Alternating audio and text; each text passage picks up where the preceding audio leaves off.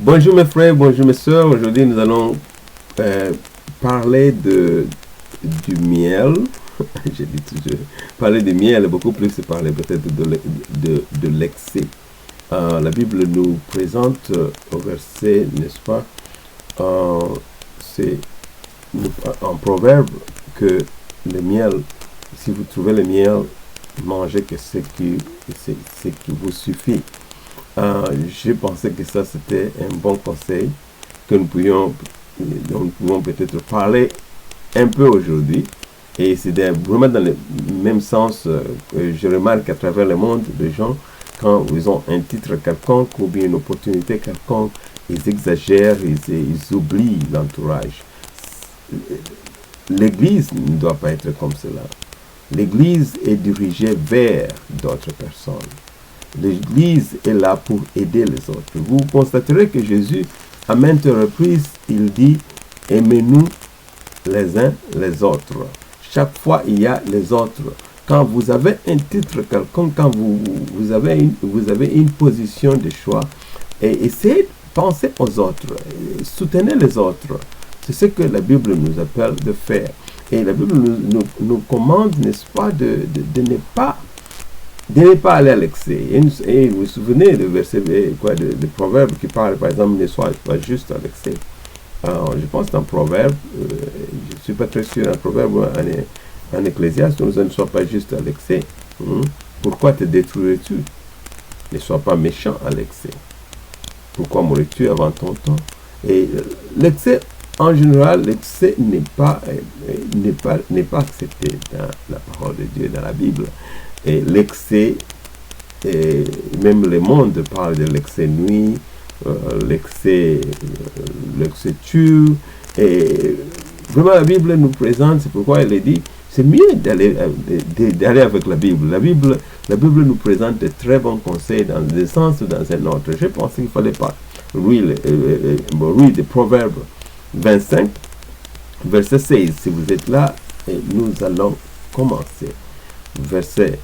Proverbe 25, verset 16. J'ai cherché ce soir de quoi nous allons parler. C'est ça le verset biblique que j'ai trouvé et j'ai réfléchi dessus et je trouve que c'est un bon verset biblique qui nous donne des conseils. Aujourd'hui, nous parlons juste de conseils, comment il va falloir se comporter. Vous savez, la fois passée, nous avons parlé de la fête.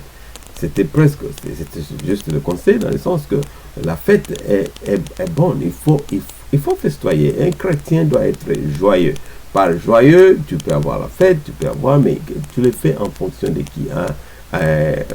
Tu le fais, que je veux dire, tu le fais pour élever qui? Pour t'élever toi-même ou pour élever Dieu? Il faut faire toutes choses en élevant Dieu, connaître Dieu, mettre Dieu de l'avant, mettre Dieu avant toutes choses. Quand tu te lèves le matin, c'est Dieu. Quand tu marches, c'est Dieu. Quand tu parles, c'est Dieu.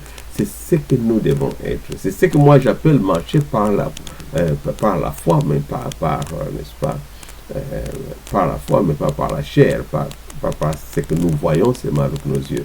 Nous marchons par la foi, c'est-à-dire marchons par Dieu. Et comme vous connaissez, n'est-ce pas, Jean 4, 24 parle de Dieu est esprit. Donc, si réellement tu es en Dieu, si tu marches par Dieu, tu marches par l'Esprit, tu marches par la parole de Dieu, n'est-ce pas? Vous vous souvenez que en Jean 6, je pense en Jean 6, 3, il est dit que Jésus dit que ma parole est vie et ma parole est esprit. Ma parole est esprit et vie. Ma parole est esprit et vie. Donc, il va falloir vraiment faire tout ce que nous faisons. Et c'est rester lié à la parole de Dieu. Parce qu'il va te dire, oh l'esprit, mon Dieu est esprit, moi je ne vois pas ça, je ne sais pas comment marcher. Mais quand tu parles selon la parole de Dieu, quand tu t'adosses ou tu utilises la parole de Dieu dans tout ce que tu fais, eh bien, tu marches selon l'esprit. C'est ce qu'on appelle marcher selon l'esprit. C'est marcher selon Dieu. Et quand vous pensez à la parole de Dieu, quand il dit que par exemple c'est en Jean 10, où il est écrit que Jésus dit que mes brebis, n'est-ce pas, écoutent ma voix. Je le connais, il me suit. Soit en autre terme, nous suivons Jésus-Christ, eh bien, nous écoutons sa voix.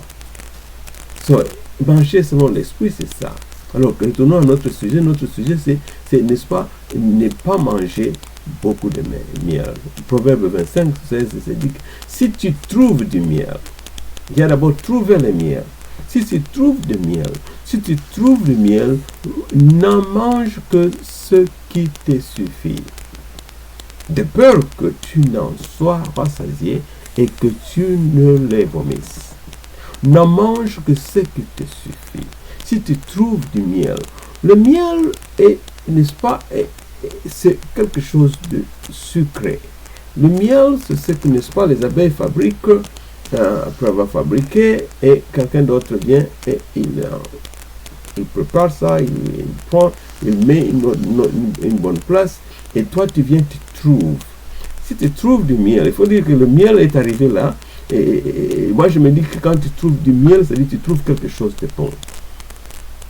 Si tu trouves du miel, qu'est-ce que tu fais? Mange que ce qui te suffit. Trouver du miel, c'est déjà un miracle, c'est déjà une opportunité que Dieu te donne. Parce que vous savez que Jacques nous dit que toute bonne chose vient de Dieu. Alors si tu trouves du miel, si tu trouves une bonne chose, n'utilise que ce qui te suffit. N'en mange que ce qui te suffit. Tu me diras, mon frère, qu'est-ce qui me suffit? Moi, je vais tout manger. Si cela te suffit, ça va.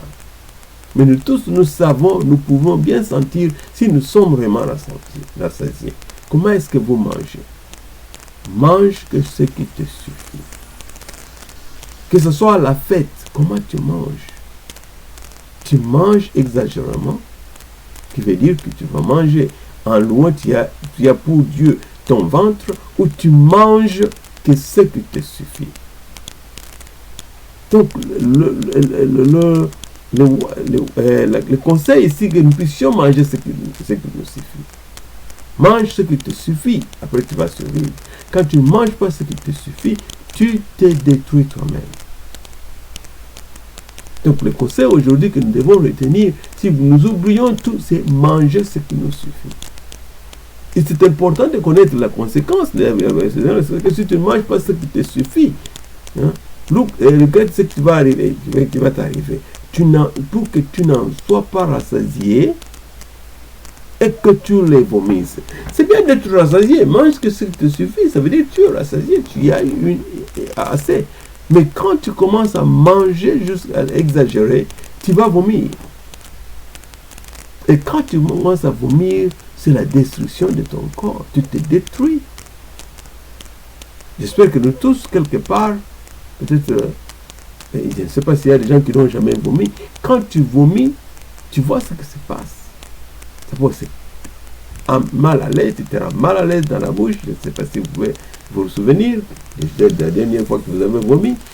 Mal à l'aise dans le ventre. Et après que vous ayez vomi, qu'est-ce que vous sentez? Vous devenez très fatigué, très mal à l'aise. Vous sentez malade.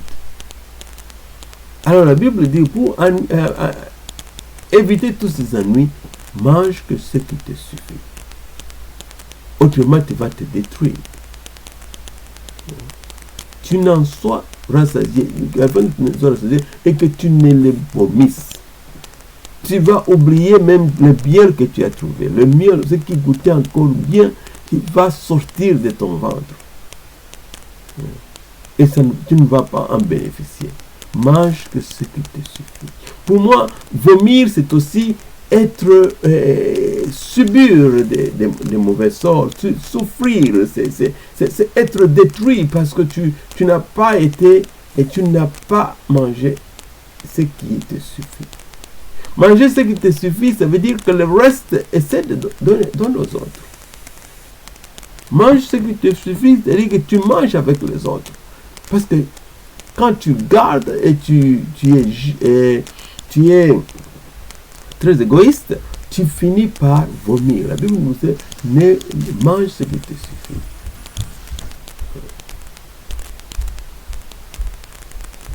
Donc c'est important. Et j'ai voulu juste présenter, il y a un autre verset biblique qui est dans quoi? Dans Luc 21, 34. J'espère qu'il parle aussi un peu de manger ici avec excès. Je voulais mettre ça dans notre causerie ici. Il dit, prenez garde. Luc 21, 34, il dit, prenez garde à vous-même, de crainte que vos cœurs ne s'appesantissent par les excès du manger et du boire, et par les soucis de la vie, et que ces jours ne viennent sur vous à l'improviste.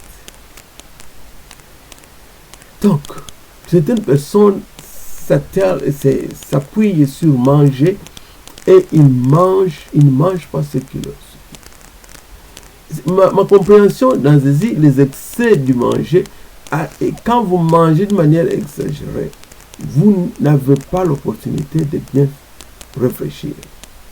Vous n'avez pas l'opportunité de bien réfléchir.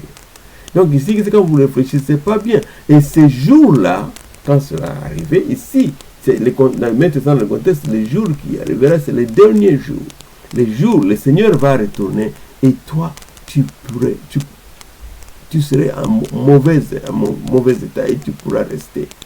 Si, quand nous serons et nous quitterons ce monde, toi tu vas rester. Puisque tu n'as pas été prêt. Quand ce jour vient à l'improviste, toi tu seras là en train de vomir, toi tu seras là dans un mauvais état, un état de malaise, tu ne seras pas prêt. Alors c'est important que nous puissions savoir cela, que mangeons ce qui nous suffit. N'exagère pas. Voilà un peu le message que j'ai aujourd'hui. Je ne savais même pas que je suis allé plus loin jusqu'à 10 minutes. J'ai voulu injecter ça là-bas. Peut-être c'est pour quelqu'un qui est en train de me suivre maintenant. C'est pour, n'est-ce pas, mon frère, ou c'est pour ma soeur, de savoir que mange ce qui te suffit. Peut-être tu ne sais pas avoir le frein dans la façon de manger. Si tu as la nourriture quelconque que tu trouves, que tu reçois, même si c'est donné, si t'as été donné, qui a trouvé quelque chose, mange ce qui suffit. Et peut-être sur les bons titres, peut-être sur l'argent qui t'a été donné, utilise que ce qui te suffit. Pense aux autres. Moi, je pense qu'avec l'esprit de penser aux autres, tu mangeras ce qui te suffit. C'est une meilleure façon de manger ce qui te suffit. C'est une meilleure façon d'utiliser ce qui te suffit. Et que ce soit le business, que ce soit tout ce que tu fais, n'utilise que ce qui te suffit. N'essaie pas d'aller plus loin, n'exagère pas. Tu veux aller loin, tu veux vivre plus longtemps, tu veux vivre avec Jésus et tu veux vraiment vivre bien. N'aie pas ouvrir la porte au diable.